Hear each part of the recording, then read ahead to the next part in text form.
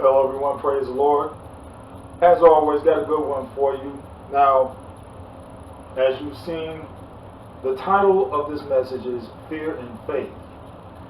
Now, I think I have to go into this.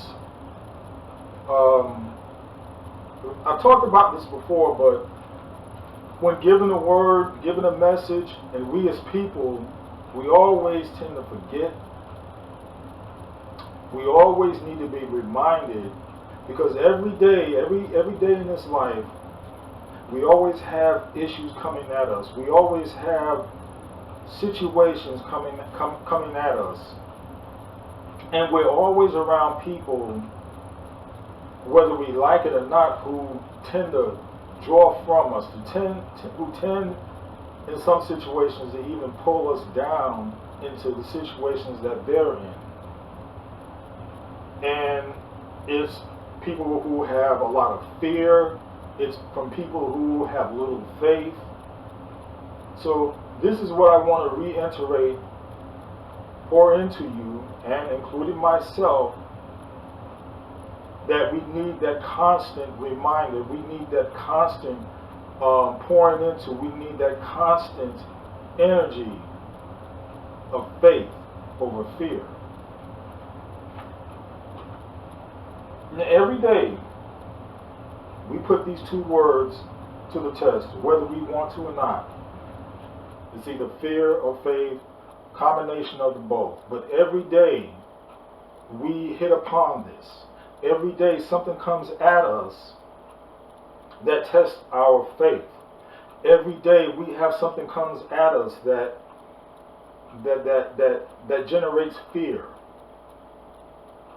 And we tend to get away from who we become in the Lord and revert back to who we were before the Lord. But I want to get us back on track. I want to keep us on track of that faith that we may have built up, and now we seem to be lacking in it. Fear comes at us in ways we don't expect, or sometimes it's things that we do or say that causes anticipated fear. So what do I mean by that? What I mean is, and I want to talk about that anticipated fear, is sometimes we'll do things and say things that we know were wrong. We know that we did an error. And we know that those things we said and did will eventually come back and bite us. So then we start to have this unnecessary fear of that anticipation. We start to have an unnecessary fear that should not have been. But now, because of what we may have done, or because of what we may have said,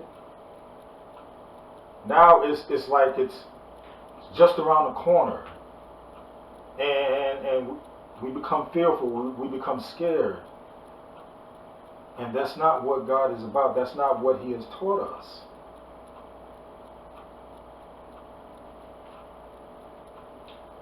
Again, fear sometimes comes at us unexpectedly, just out of nowhere. But we have to learn how to manage this, or else it will eat us up every single day. We have to learn how to manage this. When that unexpected comes at us, something we were not expecting, so to speak, we have to have the confidence in God to maintain who we are in the Lord. And even when it's things that we have done or said that we know were wrong, but we're fearful of the consequences, we really have to ramp up our reserves of what we have in Jesus in order to fight that off. And then learn not to do or say whatever it was that led us into that anticipation of fear in the first place.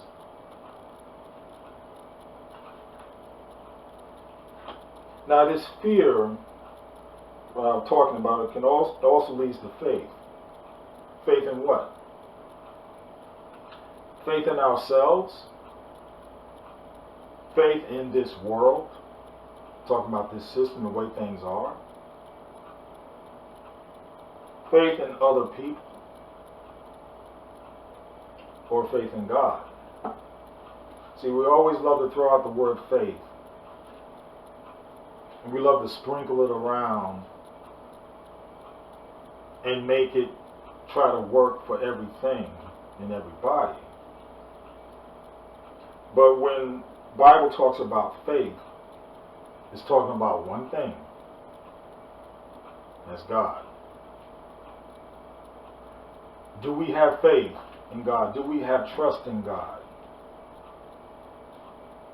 Like I said, we love to throw that word out. Just like the word love, we love to throw that out there. But true faith is having trust. True faith is believing. True faith is maintaining a consistency of faith in God. And not just being swayed by the wind or swayed by words, so to speak. If something comes up, then what I mean is if something comes up and we were strong in faith one day, then all of a sudden the next day we get bad news. And then all of a sudden we become fearful. What happened to that trust? What happened to that faith that we just explained exclaimed, just the day before? We've all been through that. I've been through that. You've been through that. What happened to it? What happened to it? Like I said, we can be riding high and then boom. All of a sudden we fell off the horse and we lost our confidence because one thing was said, because one thing was done. Now all of a sudden we don't believe God. We're fearful. What happened? God is still the same as He was yesterday and will be the same as tomorrow. So what happened? You know I'm talking right. And if it's faith in God, then how much faith do we really have in Him? How much? How much faith do we really have? Like I said, we sway back and forth. And the key, as I've said before, is consistency. We need to be consistent in this walk of faith. We need to be consistent. I'm going to give you a couple of examples. Let's go to, you have your Bibles, go to 1 Samuel chapter 17, verse 1. 1 Samuel chapter 17, verse 1. And it says, Now the Philistines gathered their armies for battle, and they were gathered at Socoh, which belongs to Judah, and encamped between Socoh and Azekah in Ephidim. I hope I said that right. And Saul and the men of Israel were gathered and encamped in the valley of Elah, and drew up in line of battle against the Philistines. And the Philistines stood on the mountain on the one side, and Israel stood on the mountain on the other side, with the valley between them.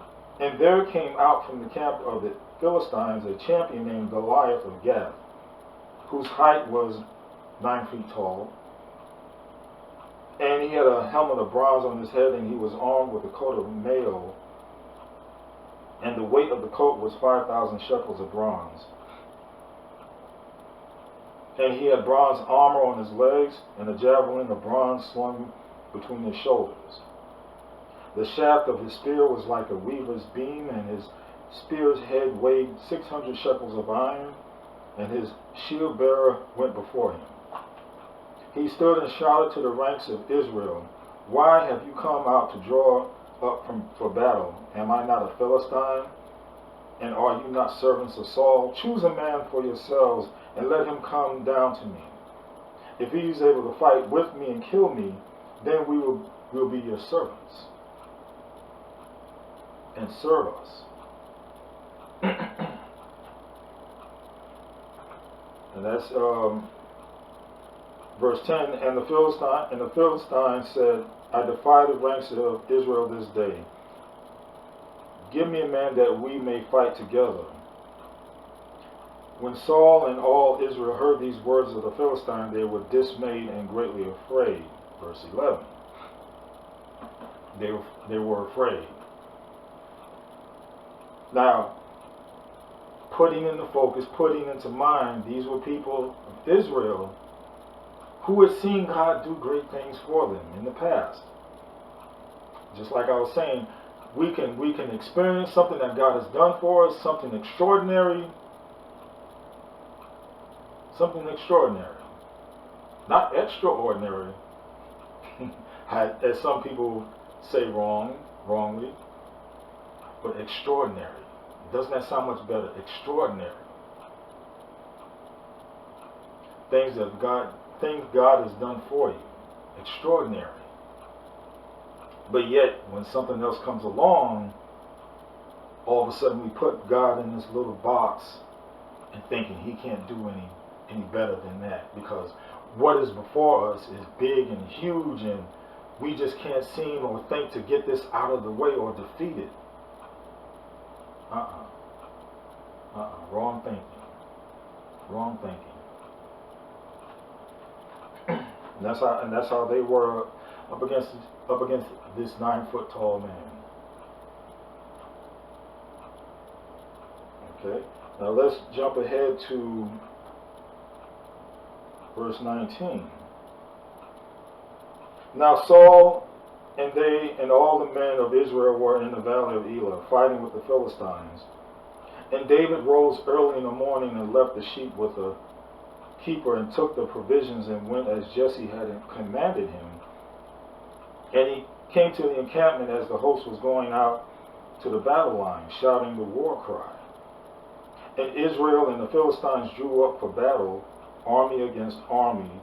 And David left the things in charge of the keeper of the baggage, and ran to the ranks and went and greeted his brothers. As he talked with him, behold, the champion, the Philistine of Gath, Goliath by name, came up out of the ranks of the Philistines and spoke the same words as before, and David heard him. All the men of Israel, when they saw the man, fled from him and were much afraid. And the men of Israel said, "Have you seen this man who has come up? Surely he has come up to defy Israel. And the king will enrich the man who kills him with great riches, and he will give him his daughter, and make him his father's house free in Israel." And David said to the men who stood by him, "What shall be done for the man who kills this Philistine and takes away the reproach from Israel? For who is this uncircumcised Philistine, that he should defy the armies of the living God?" Now you see right here, David spoke with confidence. He didn't speak with fear. He spoke with the confidence, knowing that who God is and who the God is before him. That's how we should be. We should be confident, but not arrogant. And the people answered him in the same way, "Shall it be done to the man who kills him?" Now Eliab, his eldest brother, heard when he spoke to the men, and Eliab's anger was kindled against David, and he said, "Why have you come down? And with whom have you left those few sheep in the wilderness? I know your presumption and the evil of your heart." And I see he's calling David evil. And that's how we tend to do.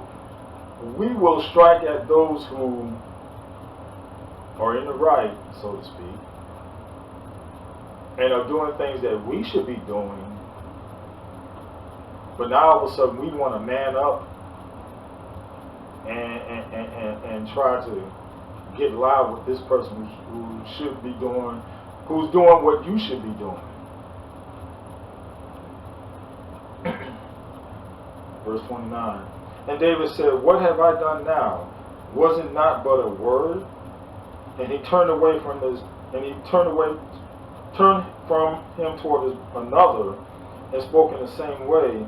And the people answered him again as before. When the words that David spoke were heard, they repeated them before Saul, and he sent for him. And David said to Saul, let no man's heart fail because of him. Your servant will go and fight with this Philistine. And Saul said to David, you are not able to go against this Philistine to fight with him, for you are but a youth, and he has been a man of war from his youth. But David said to Saul, your servant used to keep sheep for his father, and when there came a lion or a bear and took a lamb from the flock, I went after him and struck him and delivered it out of his mouth. And if he arose against me, I caught him by his beard and struck him and killed him. Your servant has struck down both lions and bears, and this uncircumcised Philistine shall be like one of them. For he has defied the armies of the living God. And see, David emphasized that he defied the armies of the living God. In other words, we shouldn't take no junk off this guy. But yet you sit back and cringe and crumble before this human, so to speak. He's just a man. He may be bigger, but he's just a man, like you and me. Verse 37, and David said, the Lord who delivered me from the paw of the lion and from the paw of the bear will deliver me from the hand of this Philistine. See, he's looking at it as no mountain is too big. The Lord has helped me kill a bear. He's helped me kill a lion. What? We can't take care of this 9-foot man, this giant, so to speak. And Saul said to David, go, and the Lord be with you. Then Saul clothed David with his armor, and he put a helmet of bronze on his head and clothed him with a coat of mail. And David strapped his sword over his armor, and he tried in vain to go, for he had not tested them. Then David said to Saul, I cannot go with these, for I have not tested them. So David put them off. Then he took his staff in his hand and chose 5 smooth stones. In other words,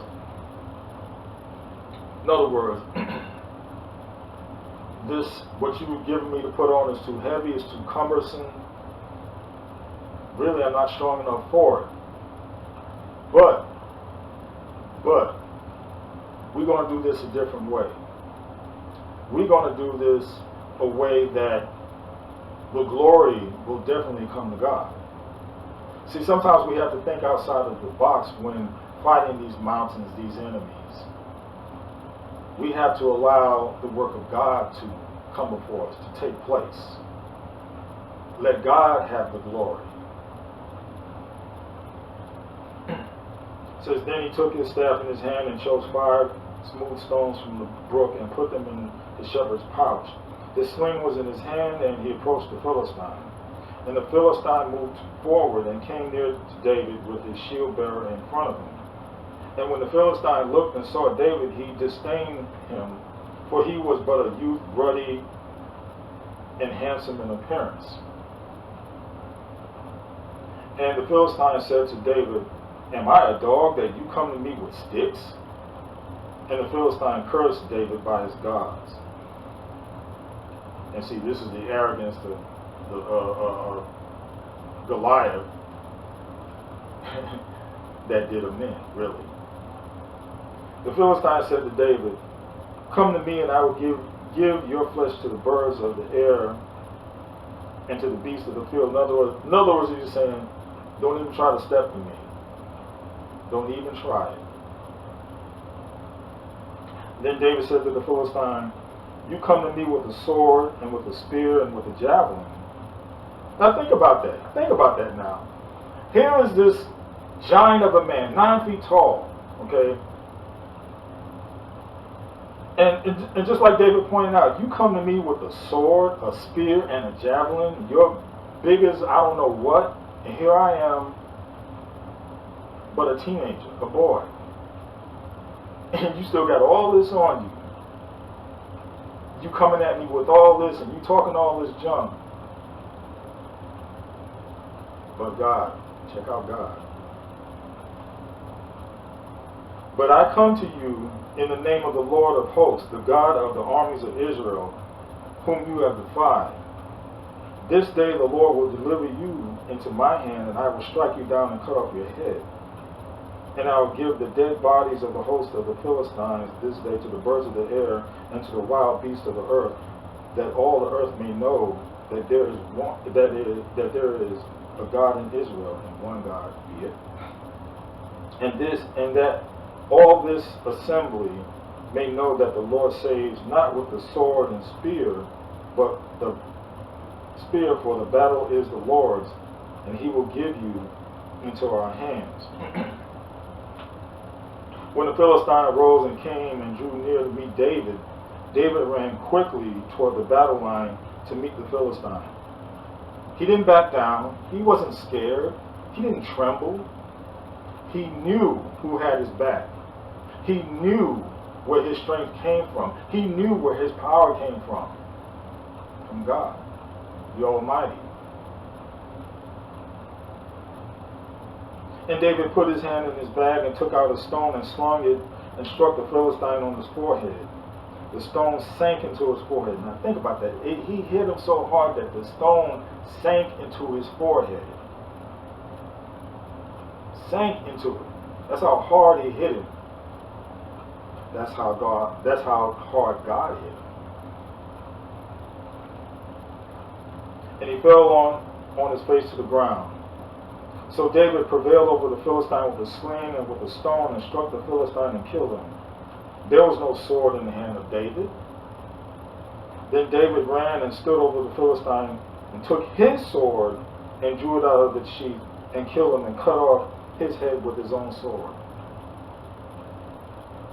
When the Philistines saw that their champion was dead, they got scared. But God. Okay. Now, that's one aspect of David. That's one aspect. See, the thing is, all these people we talk about in the Bible, they're just like us.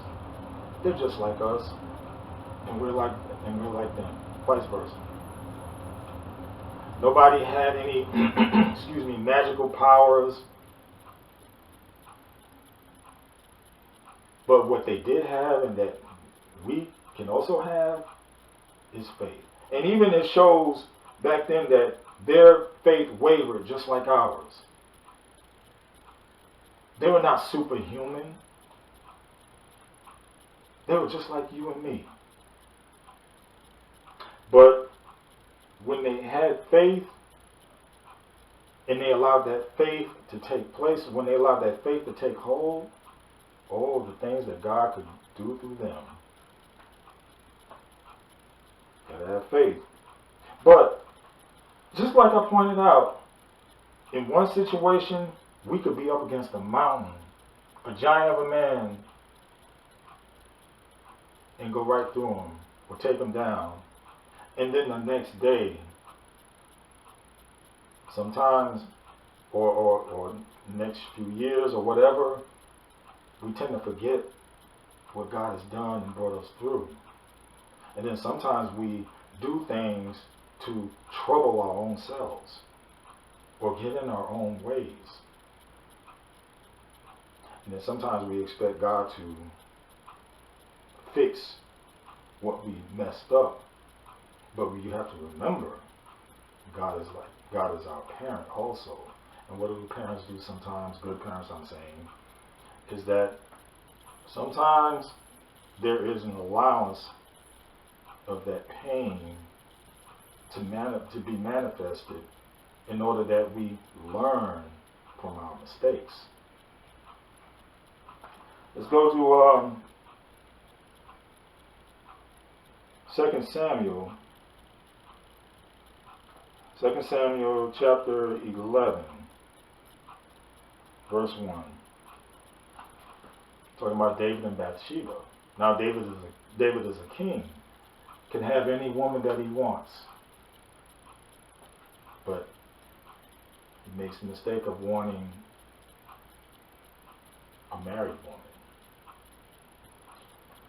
In the spring of the year, the time when kings go out to battle, David sent Joab and his servants with him, and all Israel, and they ravaged the Ammonites and besieged Rabbah. But David remained at Jerusalem. It happened late one afternoon, when David arose from his couch and was walking on the roof of the king's house, that he saw from the roof a woman bathing, and the woman was very beautiful. And David sent and inquired about the woman, and one said, Is not this Bathsheba, the daughter of Eliam, the wife of Uriah the Hittite? In other words, trying to get the king in check on what he's about to do. So David sent messengers and took her, and she came to him, and he lay with her. In other words, they had an affair. Now, she had been purifying herself from her uncleanliness. Then she returned to her house, and when the woman conceived, of course, some time later, and she sent and told David, I'm pregnant. So David sent word to Joab, send me Uriah the Hittite. And Joab sent Uriah to David. When Uriah came to him, David asked how Joab was doing and how the people were doing and how the war was going. See, now he's trying to smooth things over. No, in other words, he's trying to cover the wrong that he did, because now it's about to come to fruition in a child. Verse 8, then David said to Uriah, go down to your house and wash your feet. And Uriah went out of the king's house, and there he followed him a present from the king. But Uriah slept at the door of the king's house with all the servants of his lord, and did not go down to his house. When they told David Uriah did not go down to his house, David said to Uriah, have you not come from a journey? Why did you not go down to your house? Uriah said to David that the ark in Israel and Judah dwell in broad booths, and my lord Joab and the servants of my lord are camping in the open field. Shall I then go to my house to eat and to drink and to lie with my wife? As you live and as your soul lives, I will not do this thing. In other words, Uriah was an honorable man. His thing was, why should I have pleasures while my brethren are out in battle where I should be? See, David was counting on Uriah going home, sleeping with Bathsheba, so that way when the conception, or rather when the baby comes about, when she starts to show, it'll look like, okay, this is Uriah's child and not David's. Uriah threw a monkey wrench in that situation. And really, God threw a monkey wrench in that situation. So verse 12, then David said to Uriah, remain here today also, and tomorrow I'll send you back. So Uriah remained in Jerusalem that day and the next, and David invited him, and he ate in his presence and drank, so that he made him drunk. And in the evening he went out to lie on his couch with the servants of his lord, but he did not go down to his house again. In the morning David wrote a letter to Joab and sent it by hand of Uriah. In the letter he wrote, set Uriah in the forefront of the hardest fighting, and then draw back from him, that he may be struck down and die. So I'll stop right there. But we all know the story, whereas he was eventually killed, Uriah. So David, in lieu of him trying to cover up his sin, sent the man to his death, trying to cover up sin.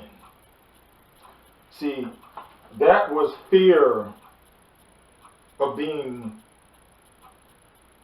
his sin being known coming about. See, we see two sides here, and this is all of us also. We see two sides, whereas on the one hand, when he went against Goliath, he was fearless. He had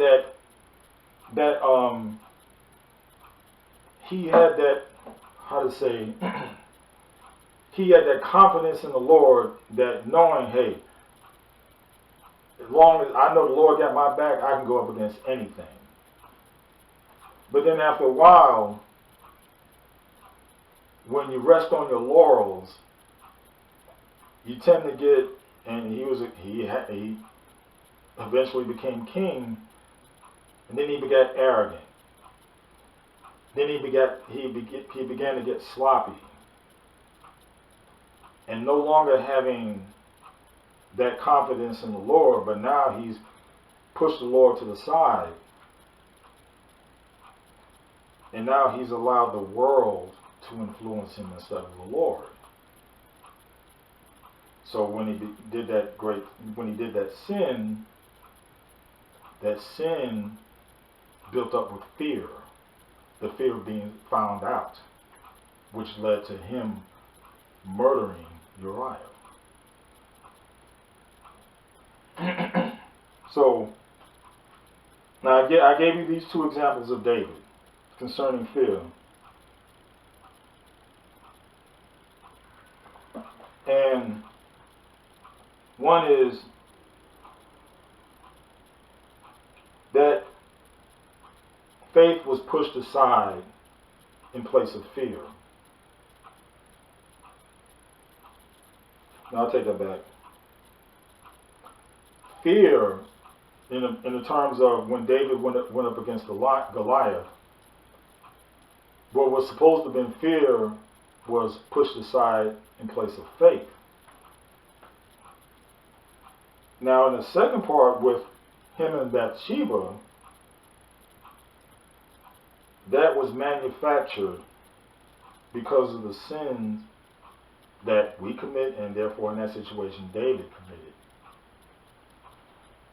Like I said, sometimes we can be our own enemies in these situations.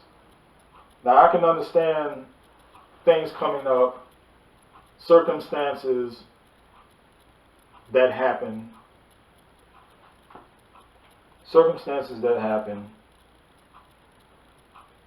and say like a sickness or a disease, cancer so to speak, and initially that can rock your world. It can rock your world. And even in those situations, I've seen and heard of countless people who, in the midst of that tragedy that has come about them or come at them, then they really put all that faith, all that trust, and all that confidence in God. Now the other situation to talk about is those, like I said, that manufactured one, whereas situation that we did on our own in the sense of sin, the things we say or the things we do. And the thing is, when those come about and those fears of repercussion come about, how do you fend that off? How do you rectify that? But the thing is, we rectify that by being repentant. We rectify that by not doing whatever it was that we did or said again. And we make it right with God with repentance. And we can only stay on that path if we're consistent in faith in God, or we'll be a lot better off. Look at it when Moses and the people of Israel crossed the Red Sea. You got to think about from where they came from, being chased by an army, and think about coming at that sea and God doing that tremendous thing of opening up a sea and then having the ground be perfectly dry for them to go through. Think about that. And then afterwards, the total lack of faith that they had after that. The total lack of faith. They went on to revel and have sexual. They went on to have orgies and all kind of stuff like that. After going through that, after seeing that, that's why I said we as a people have to constantly be reminded every single day of what God has done for us, because we are that thin-skinned, whereas we will push aside or forget what God has done for us just the previous day. We have to constantly be connected with God every single day, or else we fall right back into the situation we were in and totally forget what God has done for us. And then we're whining, moaning, and all this other stuff. And God is looking at us like, didn't I just take you through this? How are you forgetting this quickly? You know, they say history repeats itself. And then we got a lot of people who don't want to go into history or don't want to read about history. But the thing is, we need to constantly go into our own history. We need to constantly go into our own history to check ourselves and to see where God has brought us from, to see the things that God has done for us.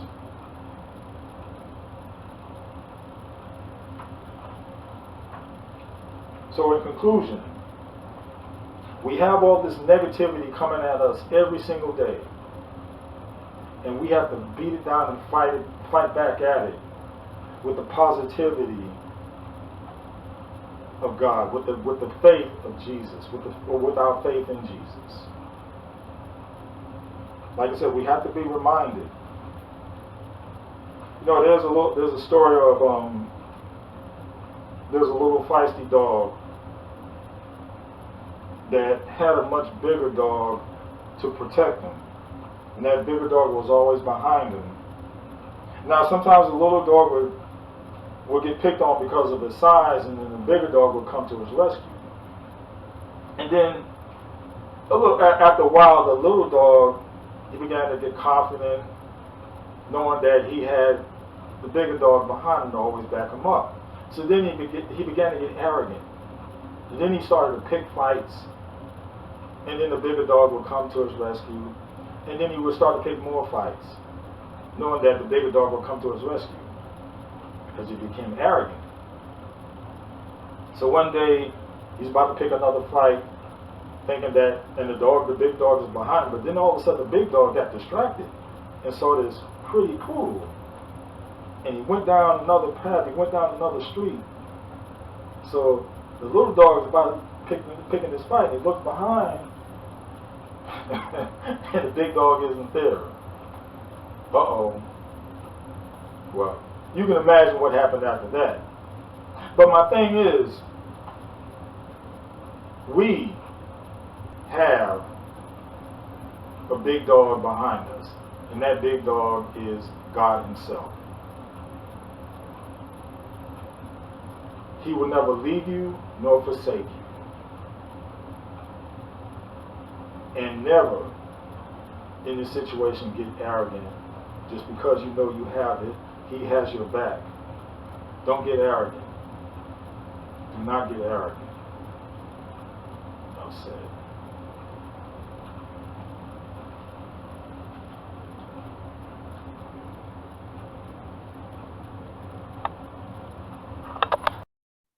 Thank you for watching, and let Jesus be your guide for a great day. And be sure to subscribe and also hit the notification bell. And from Romans 12:2, be transformed by the renewing of your mind. Enough said.